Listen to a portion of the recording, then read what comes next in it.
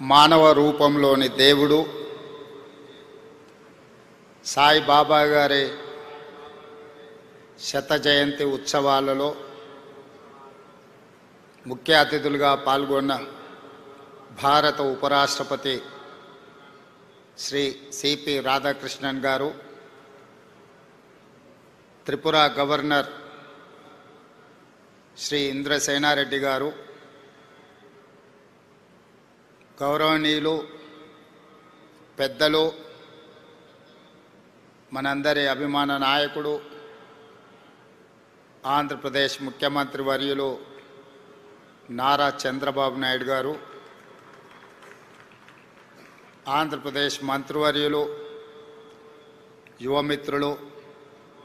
నారా లోకేష్ గారు, వేదిక మీద ఉన్న పెద్దలు, ఈ పవిత్ర స్థలాన్ని సాయిబాబా గారి శత జయంతి ఉత్సవాలలో పాల్గొనడానికి విచ్చేసిన వేలాది మంది భక్తులందరికీ కూడా బాబా గారి శత జయంతి శుభాకాంక్షలు తెలియజేస్తున్నా. వ్యక్తిగతంగా తెలంగాణ రాష్ట్ర ముఖ్యమంత్రిగా ఈ కార్యక్రమంలో పాల్గొనడం ఒక గొప్ప గౌరవం, అరుదైన అవకాశం. బాబా గారు మనుషుల్లో దేవుడిని చూశారు, ప్రేమతో మనుషులను గెలిచారు,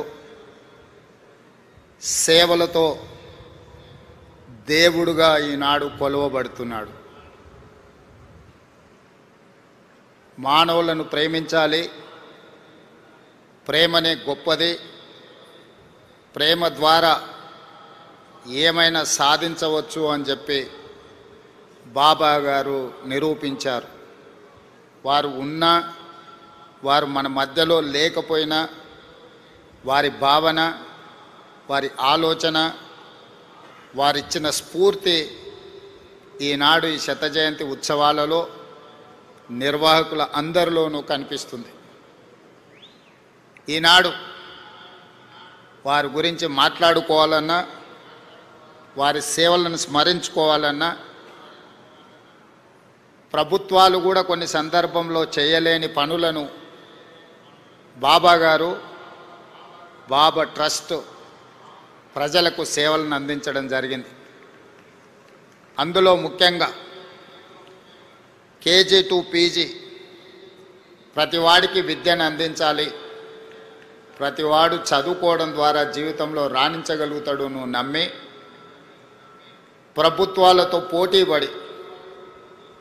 కేజీ నుంచి పీజీ వరకు పేదలకు ఉచితంగా విద్యను అందించడం ద్వారా వేలాది లక్షలాది మంది యొక్క జీవితాలలో వెలుగులను బాబా గారు నింపగలిగారు. అదేవిధంగా వైద్యం, ప్రభుత్వాలు అందించిన పేదలకు వైద్యం సరిపోనప్పుడు బాబా గారు చివరి దశలో ఉన్న వాళ్ళను, మరణం తప్ప మాకు ప్రత్యామ్నాయం లేదు అనుకున్న వాళ్ళను లక్షలాది మందిని బ్రతికించడం ద్వారా ప్రాణమిచ్చే దేవుడితో సమానంగా వాళ్ళని బ్రతికించి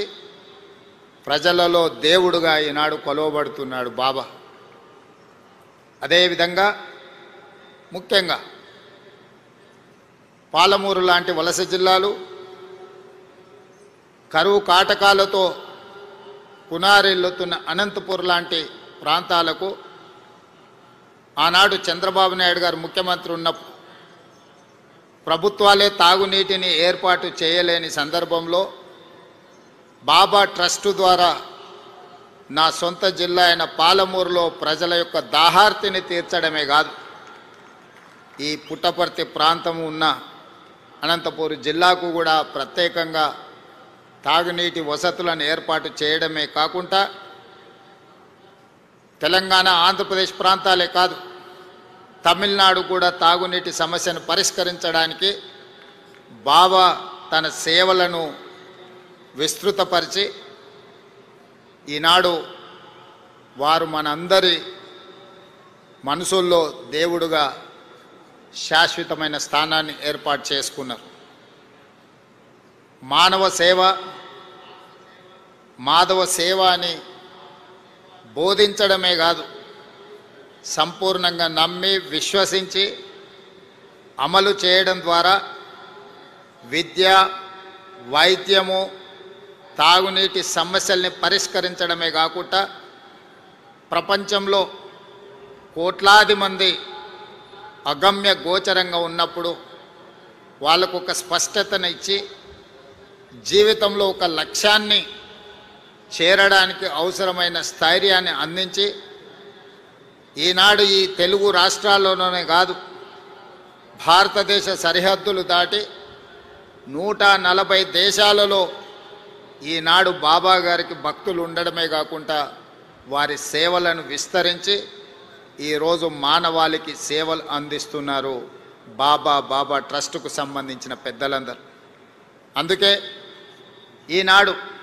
శత జయంతి ఉత్సవాలలో ఎవరు పిలవకున్నా స్వయంగా ఇక్కడికి రావాలి, ఉత్సవాలలో పాల్గొనాలి, ఇది జన్మకు ఒక అవకాశం అని భావించి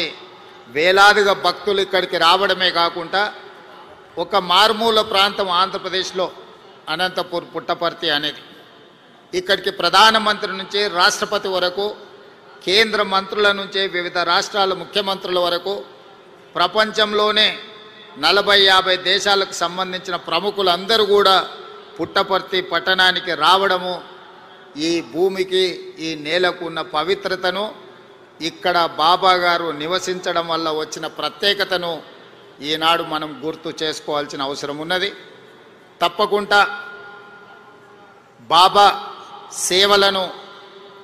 మరింత విస్తృతంగా ముందుకు తీసుకెళ్ళాలి. ఆంధ్రప్రదేశ్ రాష్ట్రంతో పాటు తెలంగాణ రాష్ట్రంలో కూడా రాష్ట్ర ప్రభుత్వం శత జయంతి ఉత్సవాలను అధికారికంగా నిర్వహించే ఆదేశాలను ఇవ్వడం జరిగింది. తెలంగాణ రాష్ట్రంలో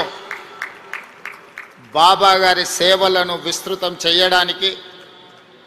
వారి ఆలోచనను,